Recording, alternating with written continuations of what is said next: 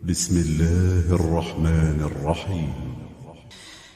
السلام عليكم ورحمة الله وبركاته.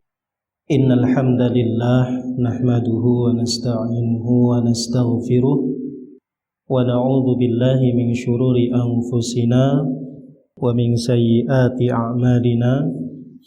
من يهد الله فلا مضل له ومن يضلله فلا هادي له. أشهد أن لا إله إلا الله وحده لا شريك له وأشهد أن محمدا عبده ورسوله.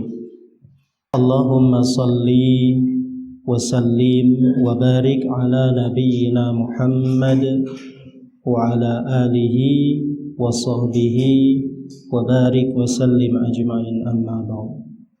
Alhamdulillah, pada pagi hari ini kita semua dalam keadaan sehat dan bisa mengikuti kegiatan 2 pekan sekali yang dilaksanakan oleh pimpinan cabang Muhammadiyah Pahandut. Mudah-mudahan kegiatan kita pada pagi hari ini Allah ridhoi dan manfaat dalam kehidupan kita sehari-hari. Amin ya rabbal alamin. Bapak-bapak sekalian yang berbahagia, saya ingin melanjutkan serial tuntunan Islam, yaitu 9 kebiasaan emas untuk menjadi muslim sejati. Nah, maka pada ketemuan kali ini saya ingin menyampaikan bagaimana keutamaan sholat tahajud atau sholat lail. Mudah-mudahan nanti setelah kita mengkaji dan mempelajari bersama tentang keutamaan sholat lail ini menjadi bagian dari amalan kita dalam kehidupan sehari-hari. Amin. Keutamaan sholat lail atau sholat tahajud. Kalau kita nanti mengamalkan sholat ini, Allah akan mengangkat kita semua ke derajat atau tempat yang terpuji dan juga derajat kemuliaan. Nah, Allah berfirman dalam Quran surah Al-Isra ayat 79 sampai 80. A'udzu billahi minasyaitonir rajim. Wa minal laili fatahajjat bihi nafilatan lak asa ayyab'atsaka rabbuka maqaman mahmuda wa qur rabbi adkhilni mudkhala sidqin wa akhrijni mukhraja sidqin waj'alni min ladunka sultanan nasira. Artinya, wa minal laili fatahajjat bihi nafilatan lak, dan pada sebagian malam hari bersembahyang tahajudlah kamu, nafilatan lak, sebagai suatu ibadah tambahan bagimu. Asa ayyab'atsaka rabbuka maqaman mahmuda. Mudah-mudahan Allah akan mengangkat kamu ke tempat yang mahmud, tempat yang terpuji. Wa qur rabbi, dan katakanlah, ya Tuhanku, adkhilni, masukkanlah aku, mudkhala sidqin, secara masuk yang benar, wa akhrijni, dan keluarkanlah aku pula, mukhraja sidqi, secara keluar yang benar, waj'alni, dan berikanlah aku, min ladunka, di sisi engkau, sultanan nasira, kekuasaan yang menolong. Ayat ini secara khusus ditujukan kepada Nabi Muhammad sallallahu alaihi wasallam. Jadi Nabi itu mendapatkan amanah sebagai seorang rasul yang memikul beban yang sangat berat dengan kaumnya, yang kalau kita membaca sejarah itu bagaimana perjuangan Nabi ketika mendakwahkan Islam secara terang-terangan. Banyak sekali perlawanan atau pengingkaran dari kaum Quraisy khususnya di Mekah, bahkan dalam perjalanannya memaksa Nabi untuk hijrah ke Madinah. Nah, maka pada masa-masa itu, pada masa-masa Nabi berdakwah itu, tentunya beban yang sangat berat sekali bagi Nabi, sehingga Nabi perlu Allah kuatkan dengan suatu amalan yang untuk meneguhkan beliau agar tetap memiliki semangat dan tetap maksimal dalam rangka mendakwahkan agama Allah. Sehingga ayat ini adalah salah satu bentuk penguatan Allah kepada Nabi. Kiranya Nabi secara intens melakukan pertemuan khusus dengan Allah melalui sholat tahajud. Nah, sehingga sholat tahajud ini adalah suatu kewajiban bagi Nabi. Kalau dalam surah Muzammil ya, diterangkan juga tentang sholat tahajud ini. Ya ayyuhal muzammil, wahai orang yang berselimut. Siapa yang berselimut? Yang berselimut itu adalah dalam ayat itu Nabi juga yang ditunjukkan. Qumil laila illa qalila. Bangunlah kamu, bangun malam walaupun sedikit. Nisfahu awinkus minhu qalila. Setengah malam lah, atau lebih sedikit dari itu, atau tambah lagi. Auzid alaihi warattilil qur'ana tartila. Tambah, nah tambah lagi bangunnya itu. Dan bacalah Al-Qur'an dengan secara tartil. Nah, kalau Al-Muzammil ini ada beberapa riwayat mengapa ayat ini turun kepada Nabi. Nah, ini konteksnya lebih kurangnya sama dengan konteks ayat Quran surah Al-Isra ayat 79 sampai 80 ini. Dalam riwayat Quran surah Al-Muzammil itu turun setelah ayat yang pertama turun, yaitu surah Al-Alaq ayat 1 sampai dengan 5. Pertama kali Nabi menerima wahyu. Nah, pertama kali Nabi menerima wahyu itu panas dingin, takut, turun dari gua Hira itu langsung menemui istrinya, zamiluni, zamiluni, kan gitu. Selimuti aku, wahai istriku, selimuti aku. Beliau panas dingin, kedinginan karena habis didekap oleh malaikat Jibril supaya bisa membaca gitu. Kemudian turunlah ayat ini, ya ayyuhal muzammil tadi. Namun dalam riwayat yang lain, ya memang kondisi Nabi masih tidur.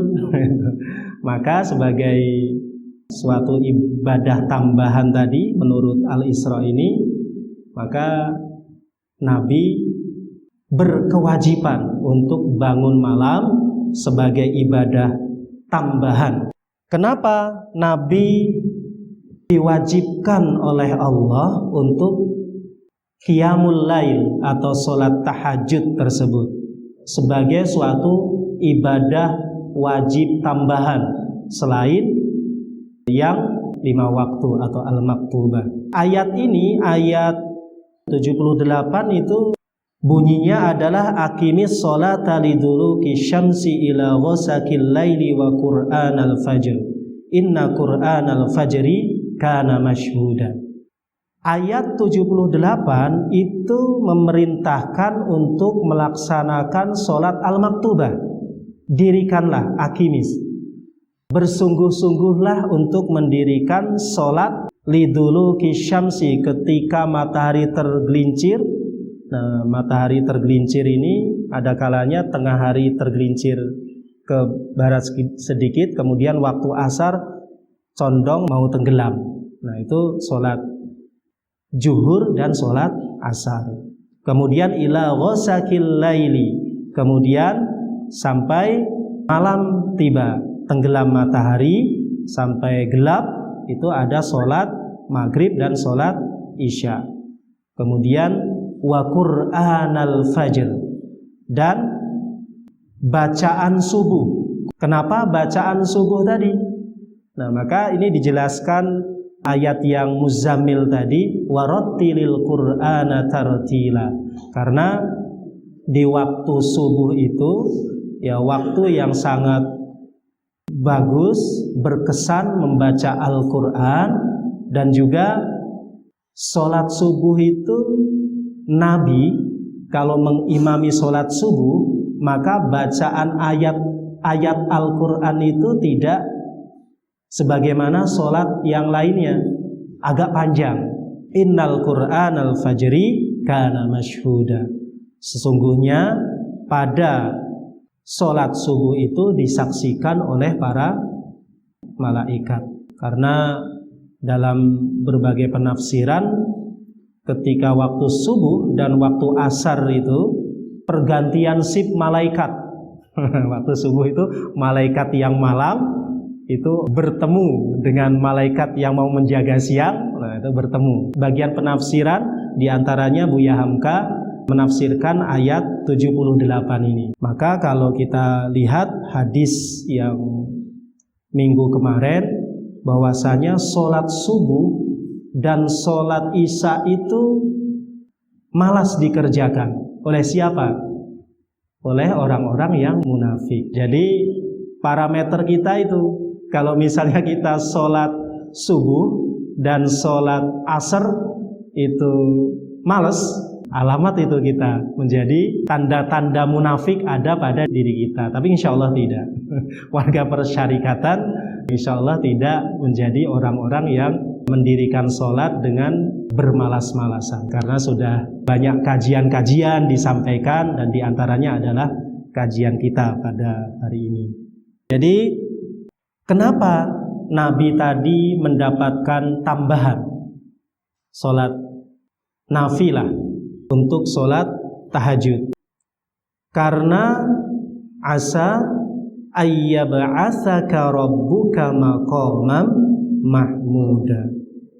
Mudah-mudahan Tuhanmu mengangkat kamu ke tempat yang terpuji. Maqam mahmudan itu adalah maqam yang terpuji. Maqam yang terpuji bagaimana? Di antara tafsiran mahmudan itu adalah Nabi itu adalah orang satu-satunya Nabi yang mempunyai hak syafaat nanti di hari kiamat. Dalam sebuah riwayat, umat itu mendatangi moyangnya, yaitu Nabi Adam, minta syafaat. Disuruh datanglah kepada Nabi Musa.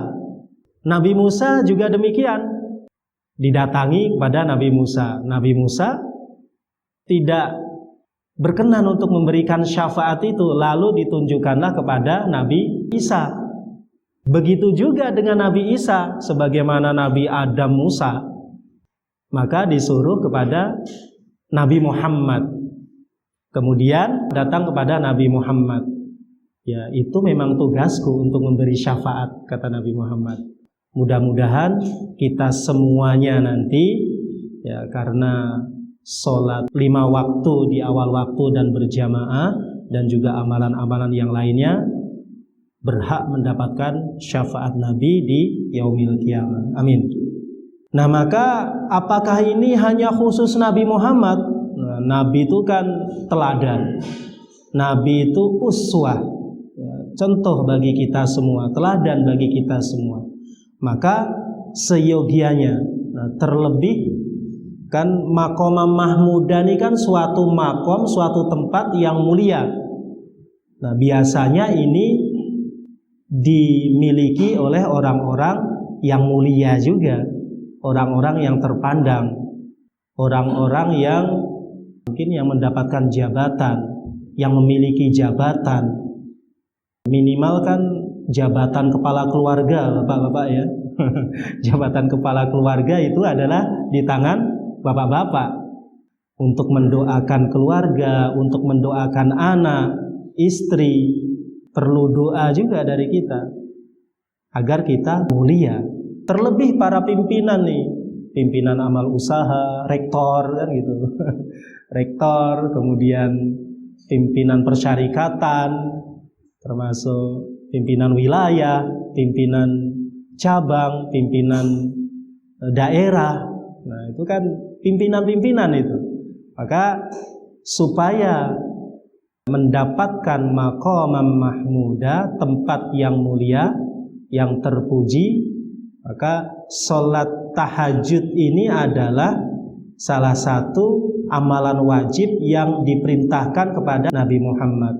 Ya bagi kita ya sunnah lah. Tapi kalau kita bisa mencontoh, bisa melakukannya, ya insya Allah maqamam mahmuda akan Allah berikan kepada kita semua.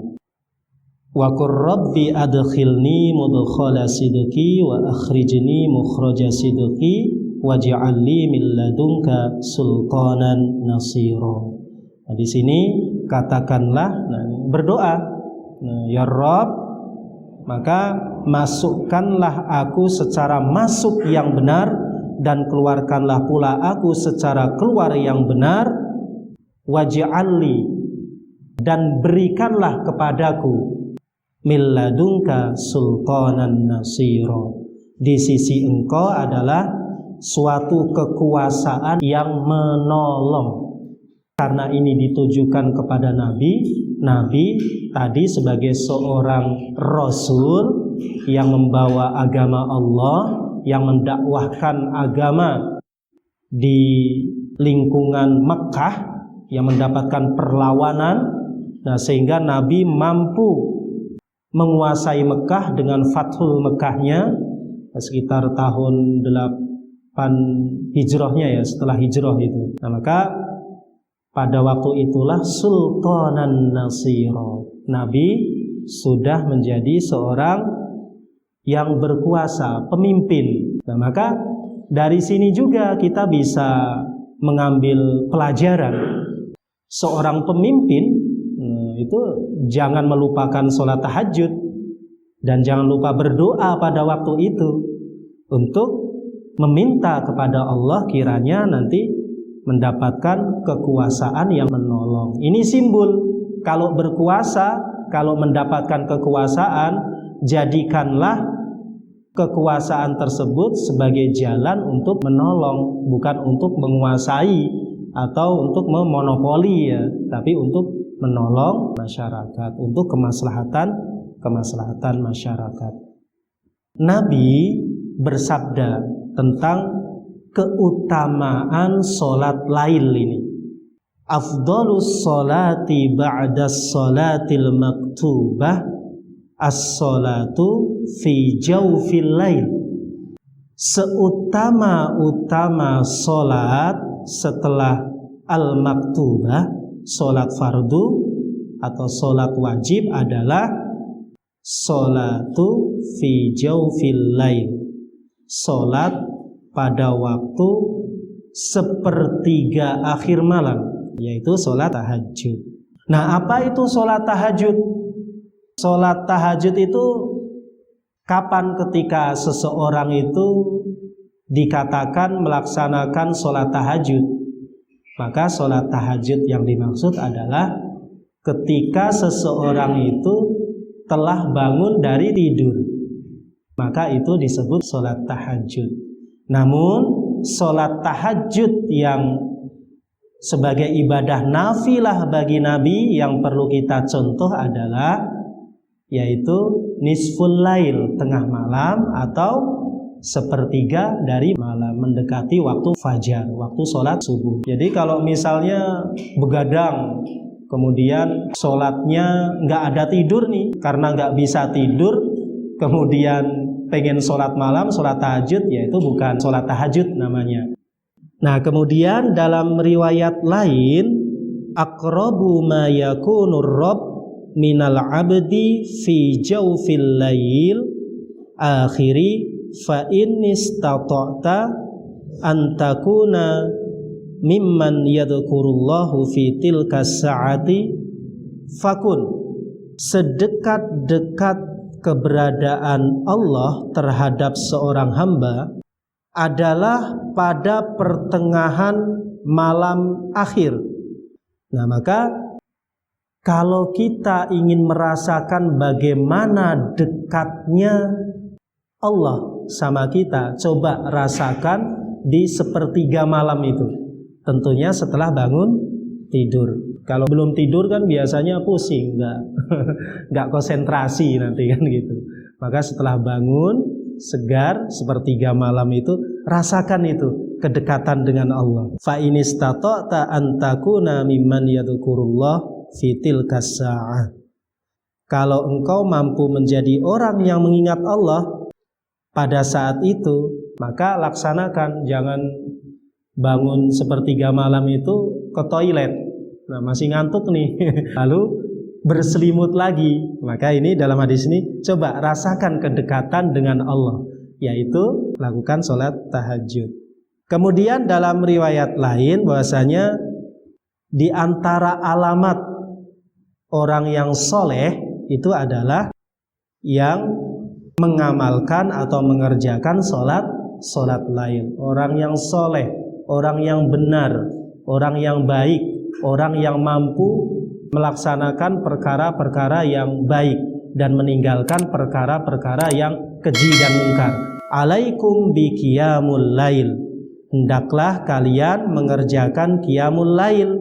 Fa inna da'bun sholihin, karena ibadah itu adalah da'bun, rutinitas, as-sholihin qablakum, orang-orang soleh sebelum kalian.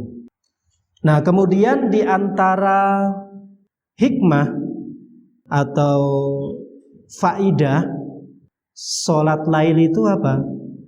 Doa yang dipanjatkan pada sepertiga malam itu dikabulkan oleh Allah, sebagaimana sabda Rasulullah, yanzilu rabbuna tabaraka wa ta'ala kulli lailatin ila sama'id dunya hina yabqa thuluthul lail akhiru. Rabb kita turun ke langit dunia pada sepertiga malam. Ini nanti jangan diartikan turun sebagaimana turun kayak kita turun, gimana? Tidak. Rahmat Allah, kasih sayang Allah itu turun pada sepertiga malam terakhir itu. Kemudian yakul, Allah berfirman, man yad'uni, nah, barang siapa yang meminta kepadaku, fa astajib lahu, akan kuberikan. Man yas'aluni, barang siapa yang meminta, fa'atiyahu. Man yastaghfiruni, barang siapa yang memohon ampun, fa'aghfiralahu, maka aku ampuni.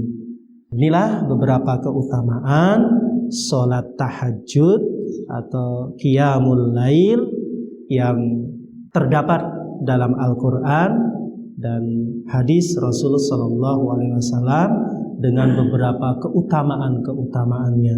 Mudah-mudahan kita semua mampu mengamalkan qiyamul lail ini, sehingga nanti kita termasuk golongan orang-orang yang Allah muliakan tempatnya, baik di dunia dan akhirat, dan juga mendapatkan keutamaan-keutamaan lainnya sebagai ciri sebagai orang yang soleh.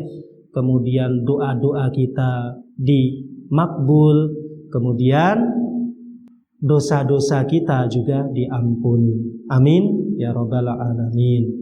Mungkin ini Bapak yang bisa kami sampaikan. Mudah-mudahan kita bisa mengamalkannya dalam kehidupan sehari-hari. Nasrun minallah wa fathun qarib wa basyiril mu'minin. Assalamualaikum warahmatullahi wabarakatuh.